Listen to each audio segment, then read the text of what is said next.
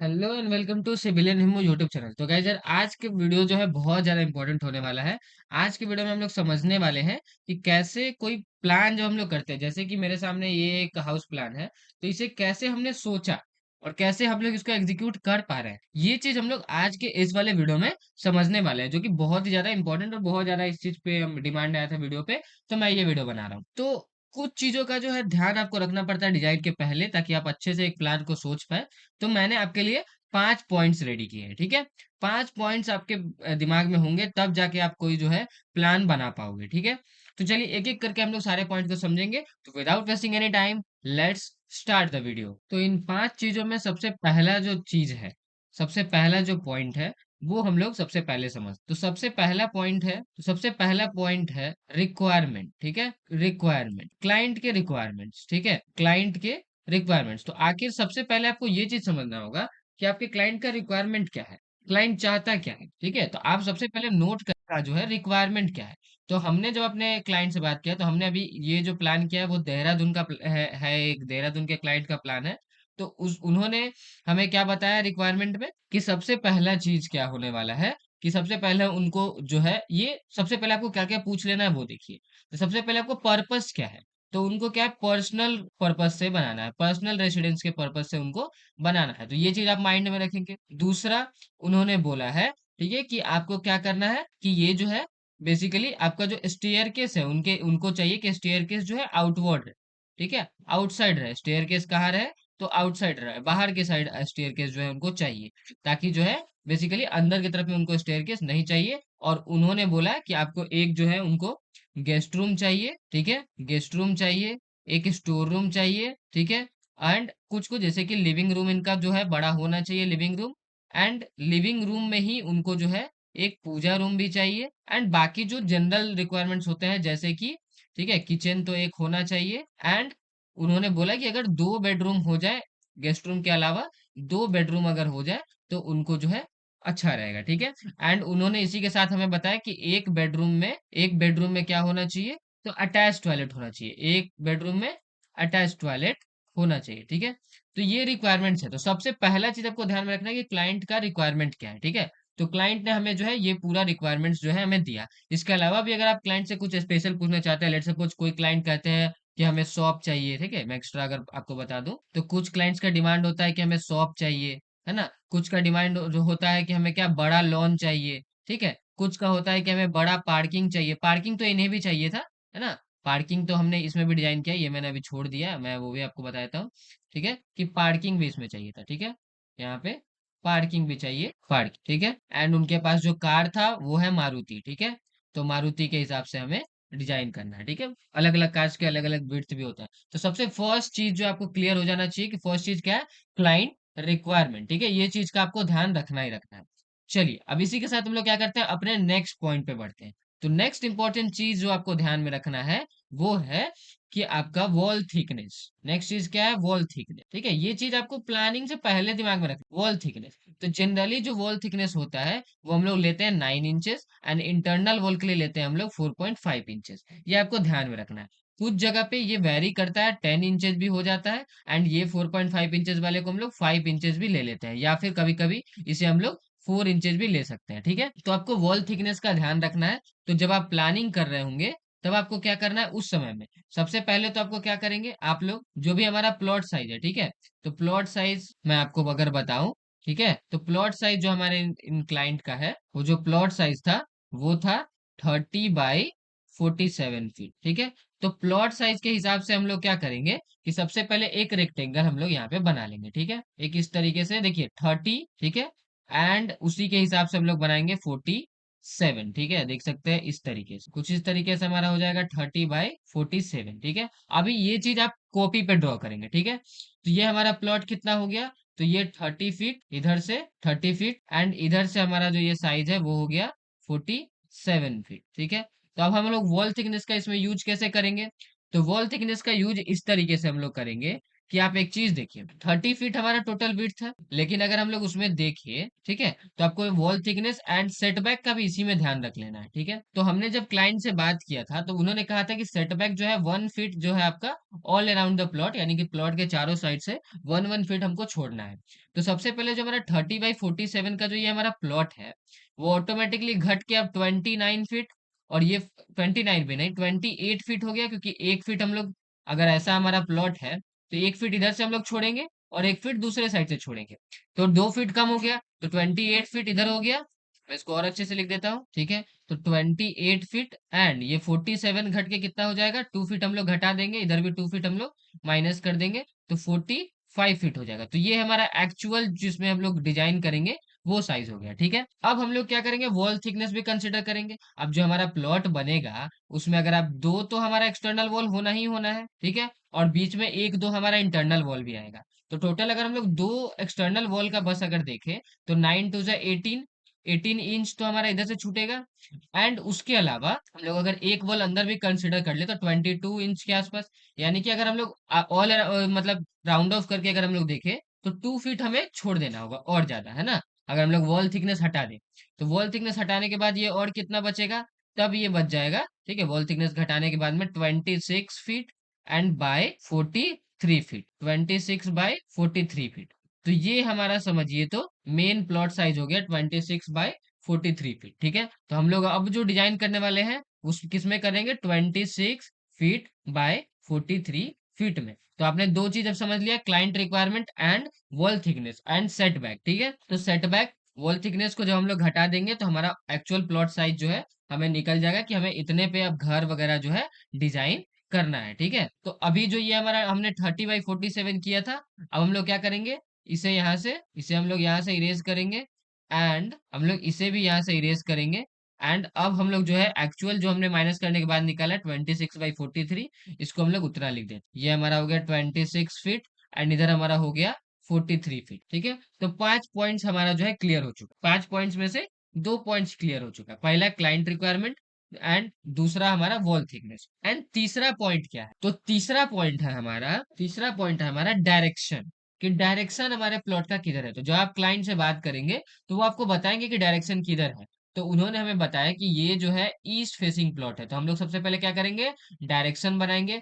तो इधर ईस्ट है तो इधर वेस्ट होगा ऑब्वियसली, और ईस्ट के दाएं साइड में हमारा जो ईस्ट के राइट साइड में होता है हमारा साउथ, तो इधर हो गया साउथ एंड इधर हो गया हमारा नॉर्थ, ठीक है। तो हमारा हो चुका है ईस्ट वेस्ट नॉर्थ साउथ। तो ये आपको बना लेना है।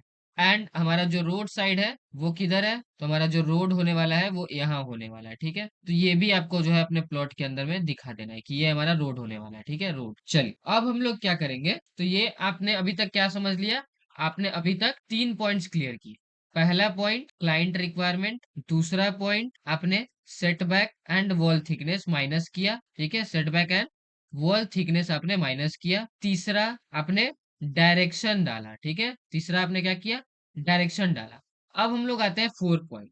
तो फोर्थ पॉइंट जो है मोस्ट इंपॉर्टेंट पॉइंट है, वो है आपका क्या, वास्तु। अब वास्तु आपको समझना बहुत ज्यादा जरूरी है। तो कैसे वास्तु हम लोग समझेंगे, तो वास्तु के लिए आपको क्या करना है वो देखिए। तो आपको जो है जनरल थोड़ा बहुत वास्तु का नॉलेज होना ही होना चाहिए। तो वास्तु पे दो मैंने डिटेल वीडियो बना दिए हैं, तो ऊपर आई आइकन में वीडियो आ रहा होगा, वो भी आप देख सकते हैं। बट फिलहाल के लिए मैं आपको बता देता हूँ कि आपको क्या करना है।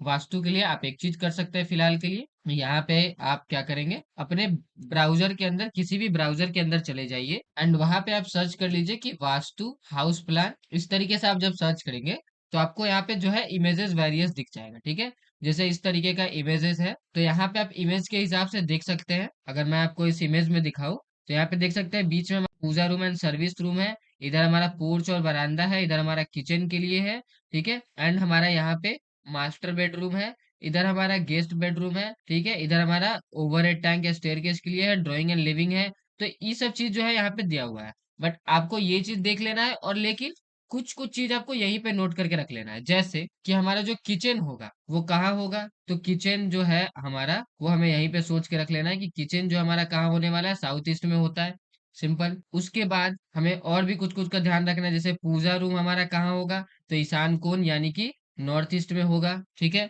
कुछ कुछ बहुत स्पेशल चीजों का आपको ध्यान रख लेना है, ठीक है। इस तरीके से आप जो जो भी आपको इम्पोर्टेंट लगे वो आप इस तरीके से लिख के रख सकते हैं अपने जो है, ये आप अगर कॉपी पे कर रहे हैं तो उस कॉपी पे आपको एक साइड में ये सारे चीजें जो है लिख के रख लेना है। मेरे केस में मुझे बहुत सारी चीजें याद भी है, तो इसलिए मैं उतना लिखता नहीं हूँ, लेकिन आप अगर ये चीज शुरुआत कर रहे हैं तो आप जरूर से जरूर लिखेंगे, ठीक है। चलिए, तो नेक्स्ट पे हम लोग चलते हैं। तो ये हमारा जो है यहाँ से कितना पॉइंट्स क्लियर हो गया, 4 पॉइंट्स हमारा क्लियर हो गया। Client requirement, setback and wall thickness, direction and vastu का, ठीक है। इतना जो हमारा टॉपिक था वो क्लियर हो गया। अब जो fifth and most important, one of the most important जो हमारा टॉपिक वो है रूम साइज, रूम साइजेस या फिर रूम डायमेंशंस। तो ये कैसे ध्यान में रखना है, तो मैंने इस पे भी एक ऑलरेडी वीडियो बनाया हुआ है।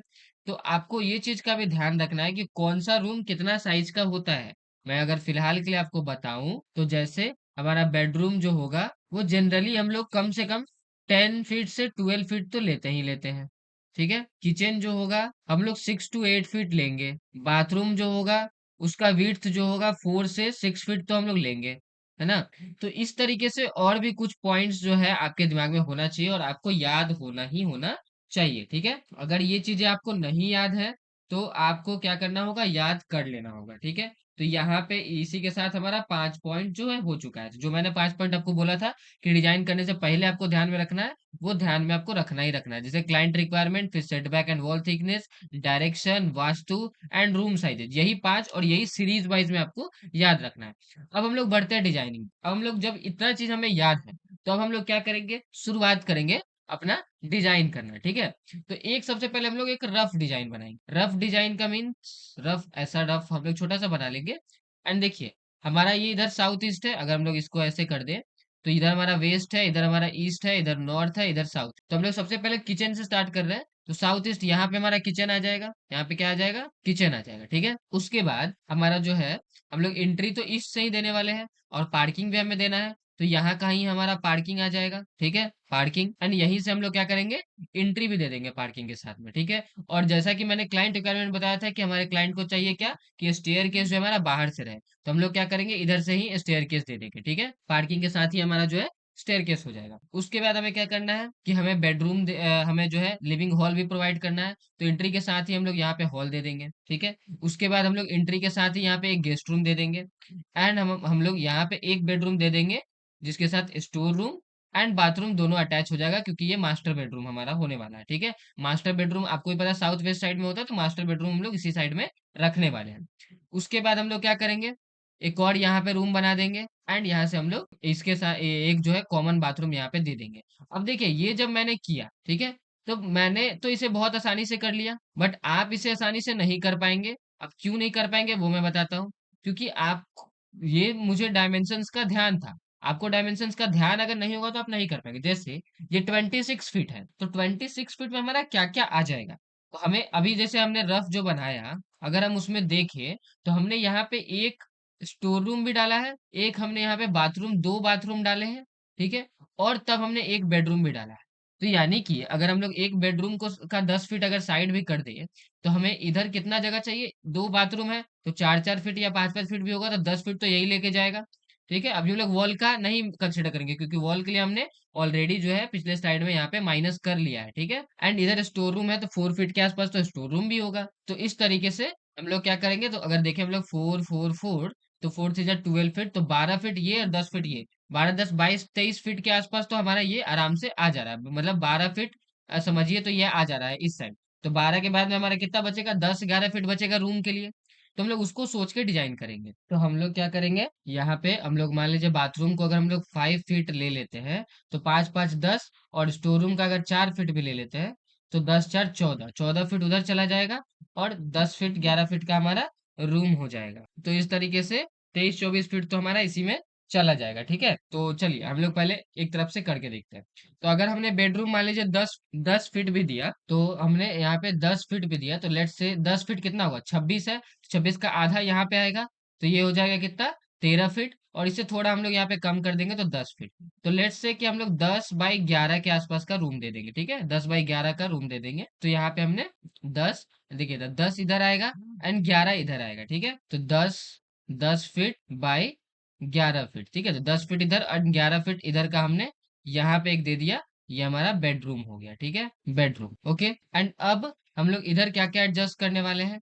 तो सबसे पहले तो हमारा यहाँ पे एक स्टोर रूम आ जाएगा, 5 फीट का, लेट से हम लोग स्टोर रूम दे देंगे, ठीक है। ऑलमोस्ट ऑलमोस्ट अप्रोक्स हम लोग मान लेते हैं कि 5 फीट इसका विड्थ होगा, और हाइट तो उतना ही होगा जितना 11 फीट उधर है। एंड उसके बाद ये एरिया बच रहा है हमारा कितना, देखिए, 10, 5, 15, 26 में से 15 हम लोग घटा देंगे तो बचेगा कितना, 11 फीट।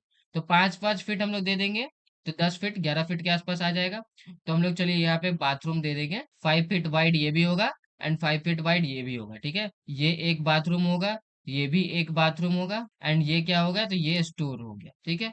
अब देखिए, अब अगर हम लोग बाथरूम 11 फीट का देंगे तो एक तो बाथरूम बहुत लंबा भी हो जाएगा, एंड दूसरा कि अगर हम लोग इस रूम का बात करें तो वेंटिलेशन का हमें इसका कोई चारा नहीं दिख रहा है। तो हम लोग क्या करेंगे, इसके लिए यहाँ पे ओटीएस बना देंगे, 5 बाई, लेट से कि 5 बाई 6 का हम लोग, 5 बाई 6 या 5 बाई 7 के आसपास का हम लोग बाथरूम दे देंगे, एंड जो हमारा 4 फीट बच जाएगा उसका हमारा यहाँ पे ओटीएस हो जाएगा, ठीक है। तो वेंटिलेशन भी हमारा इधर से हो जाएगा। उसके बाद उसको भी, अभी वेंटिलेशन को भी हम लोग आगे समझेंगे।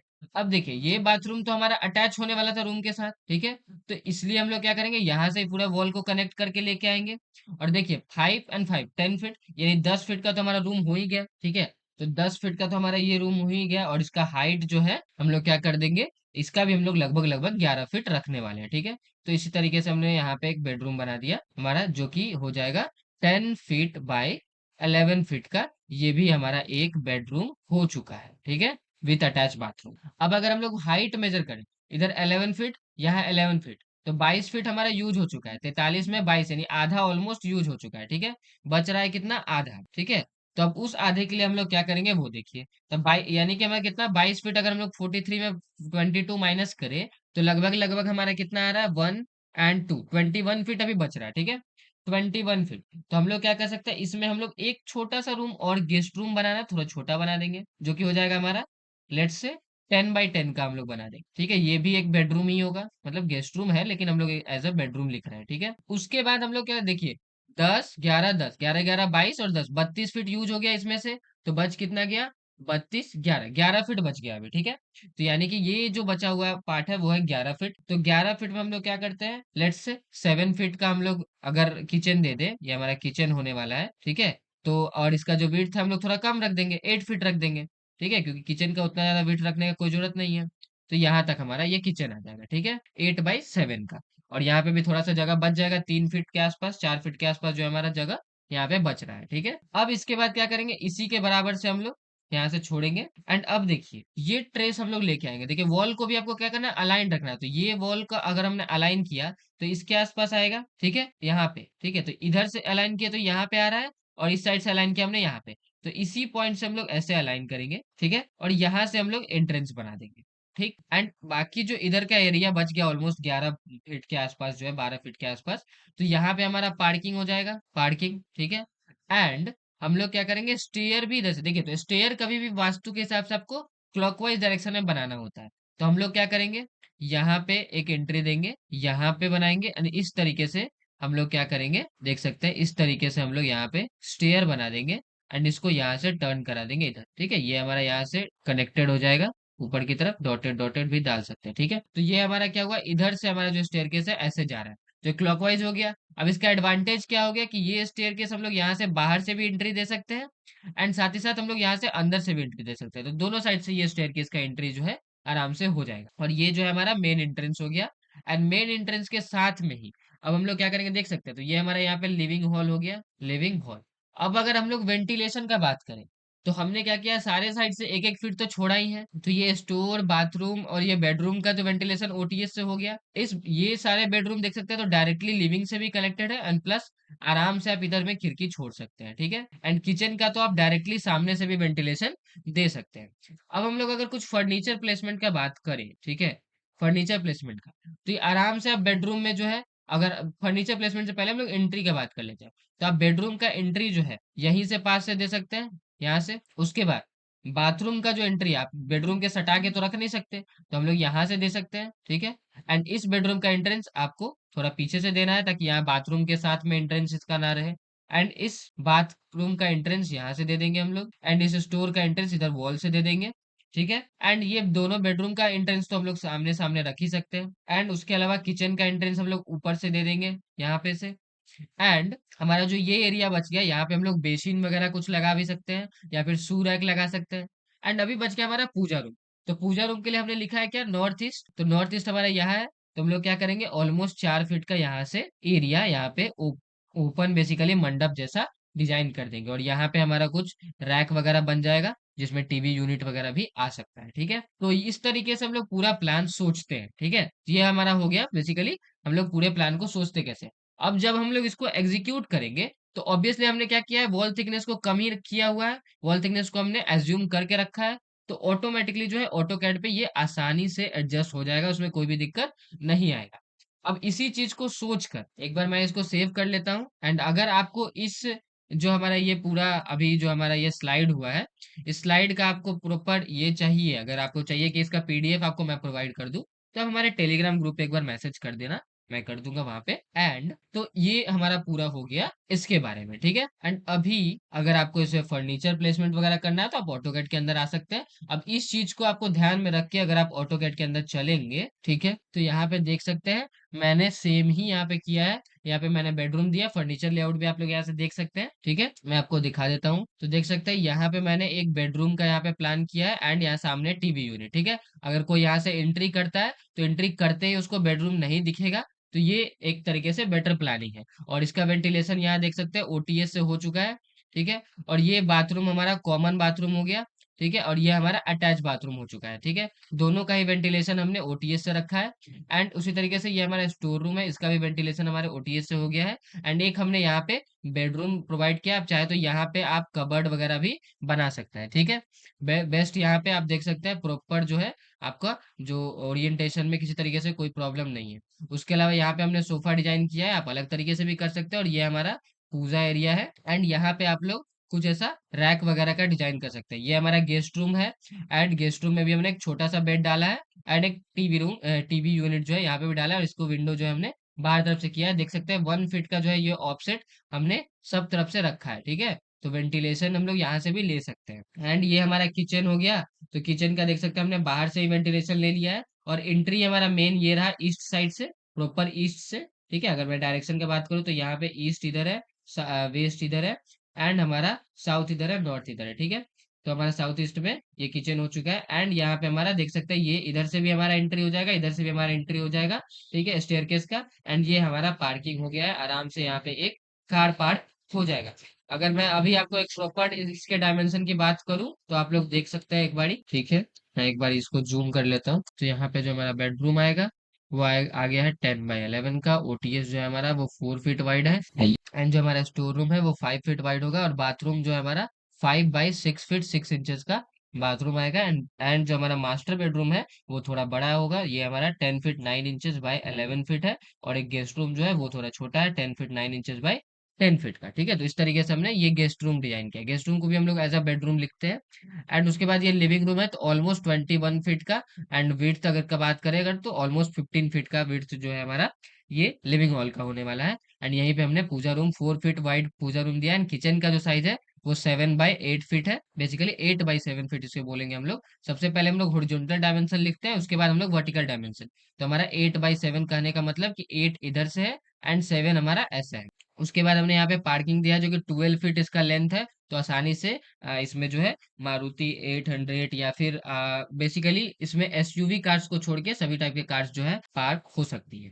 और वेंटिलेशन के लिए हमने 4 फीट का विंडो लिविंग एरिया में दिया है। एंड 3 3 फीट का विंडो जो है बेडरूम और स्टोर रूम में दिया है। एंड फिर से 4 फीट का विंडो बेडरूम में, दोनों बेडरूम में। एंड किचन में भी हमने 4 फीट का ही विंडो दिया है। बट इसका जो सिल लेवल है थोड़ा सा ऊपर होगा, क्योंकि किचन के अंदर में जो हमारा स्लैब होता है वो भी आता है। ठीक है, तो वर्किंग एसले की वजह से हमने क्या किया, विंडो के सिल हाइट को इंक्रीज किया। और यहाँ पे हम लोग क्या करेंगे, एक बेसिन लगा देंगे। ठीक है, जो कि अगर कोई भी डाइनिंग हॉल के जगह, जैसे अगर ये हमारा लिविंग हॉल यूज हो रहा है, तो वहां के लिए जो है आपको वॉशरूम में ना जा करके यहाँ बेसिन का यूज कर ले। तो इस तरीके से हम लोग एक प्लान को सोचते हैं और एक प्लान को डिजाइन करते हैं। तो इस वीडियो में हमने जो भी 5 पॉइंट्स को सीखा, वो बहुत ही ज्यादा इंपॉर्टेंट है। तो ये चीजों का आपको ध्यान में रखना है। और मिलते हैं नेक्स्ट वीडियो में किसी नेक्स्ट टॉपिक के साथ में, तब तक के लिए thanks for watching and bye.